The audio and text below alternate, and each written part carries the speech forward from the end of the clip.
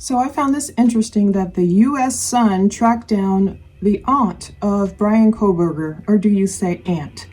I tend to say aunt, in Las Vegas. She is on the side of Bryan's dad, Michael Kohberger. So I've put the link below, and I know some people don't like the Sun, but I take information wherever I can get it. A lot of those people finder services, they put your information out there online anyway, so it would be easy to track down a Kohberger, and maybe she felt like she needed to talk about it. So apparently this family member moved out west while Bryan Kohberger's immediate family stayed in Pennsylvania. Kohbergers in Vegas are calling the case surreal, and they can't believe the Bryan they knew and called an odd character is allegedly involved. They call the 28-year-old Bryan very reclusive. He was very reclusive when he grew up, but he didn't show, at least to them, outward signs of violence. But, then again, of course, sometimes only the nuclear family, just the mom and dad and siblings, are the ones that see the real deal about what's going on with a person, and not even then.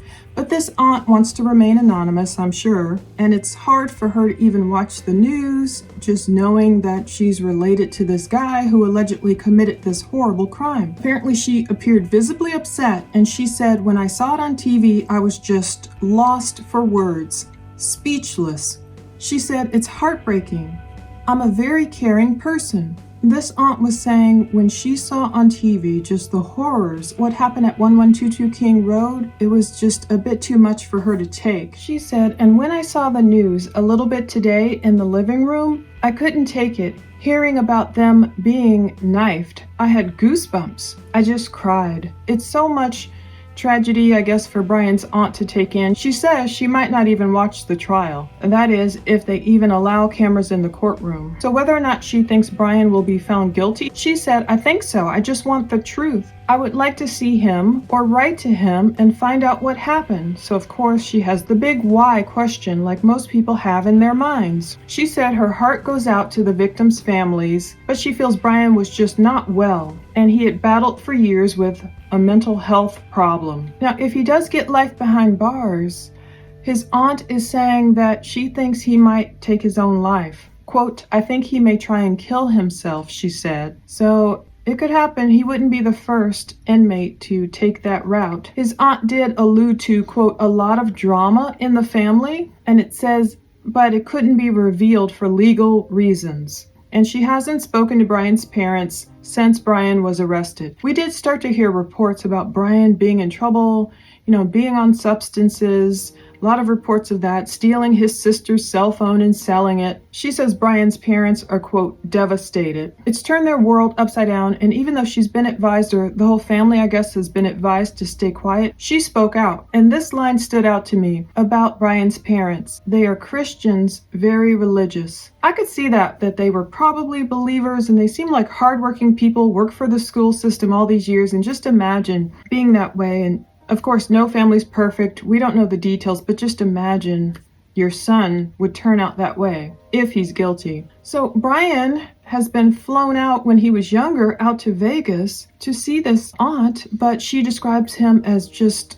quiet. She was aware that Bryan had suffered some type of episodes of depression and that he was on medication to treat it. Quote, she says, "To me, he was humble and quiet. I didn't see any violence in him." But she continued, quote, "But if you're not on the right medication, you can be triggered. I think he may have snapped." But she said, "I don't have an answer for why he was depressed. I guarantee he had a wonderful childhood." She said, "Michael, his dad, is a wonderful man. He was a janitor and his wife is a beautiful woman. She's a teacher and they worked at the same school." This aunt won't know everything, but she would know what type of parents Bryan Kohberger had. And imagine if they truly are wonderful parents and tried to give him this beautiful childhood, but he was just troubled and took his rage out allegedly on 4 innocent people. Now, this aunt said, "I flew Bryan and his family out here a few times." So she flew them out to Vegas. She said, "Once I told Bryan I would show him all around Vegas, but the odd thing was he stayed in the house." So yeah, maybe he was really reclusive, and his depression or whatever episodes, whatever he was going through, encouraged him to just stay in the house, even though he's in a city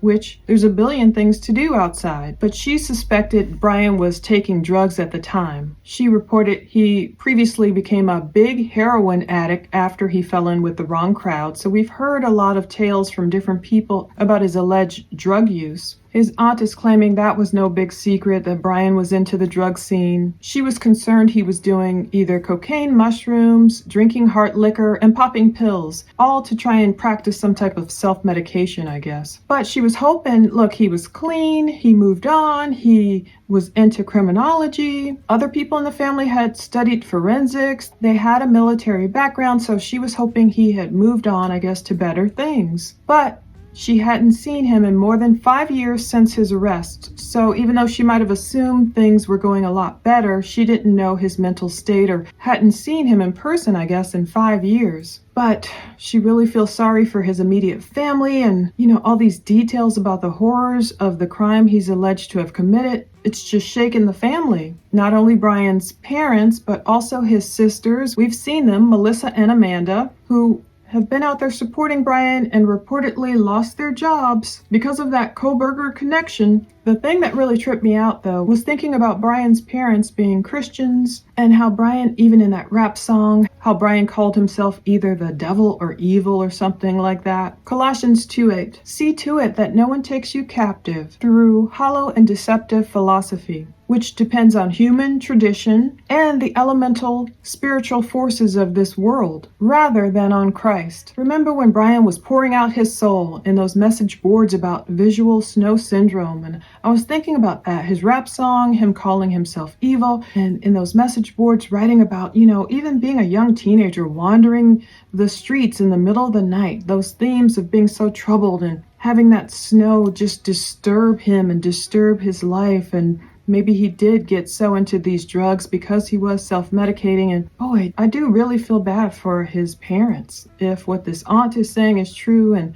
I don't know, you think about just being in a smaller town, wanting to raise a family, work hard, maybe blessed enough to take a few vacations here and there. Everything should not be blamed on mental health. I'm not saying his aunt doesn't know what she's talking about. I mean, she knows probably better than any of us strangers out here, but it's hard. There are people that suffer from mental health issues and they don't choose to self-medicate, and they definitely don't choose to go the evil route and take it out on someone else. If that's what Bryan Kohberger did, I just feel sorry for the family if they just had this bad seed, if they just really tried to give Bryan Kohberger a great life, and if he made the choice to steal his sister's phone, I don't know what other drama his aunt is talking about, and then use all these substances, and then even make it past the point where it seems like he might have gotten over that. Maybe he never really did. Some people can use and they can look great and you not even know they're using, so it really depends. But just like his aunt had hoped he had gotten over that stuff and he was, getting advanced degrees, but his problems, his issues, his attitude against women and everything seemed to follow him. He went out to Washington. What he's accused of is stalking. Not being nice to women are the reports, and getting into it with a professor out there, and all these issues, and allegedly stalking all of his victims, or at least some of them, and ultimately being accused of ending their life. I just can't imagine. Think of his parents trying to be these believing Christians in a smaller town, trying to raise a family. And if it's true how Bryan's being portrayed as this bad seed that his family tried to do everything for, and it just not working out. And now it's sad to me when they have to suffer the consequences of a child's choices. And now, of course, he's not a child anymore, but I can't imagine having that evil seed if he is indeed guilty of these crimes, and just trying to still stand by him and still love him and still support him. And anyway, on October 26th, I know there's more hearings I put on the calendar for Kohberger coming up. So we will see. One of them is a closed hearing, the other one isn't. So we'll probably see Kohberger again on the 26th, and then we'll figure out if there'll be cameras in the courtroom. I'm all for cameras in the courtroom, you know me. We will see what happens in this case, and of course many more, but I found this one really intriguing, what his aunt had to say about him. So thanks so much for watching. Stay tuned for more.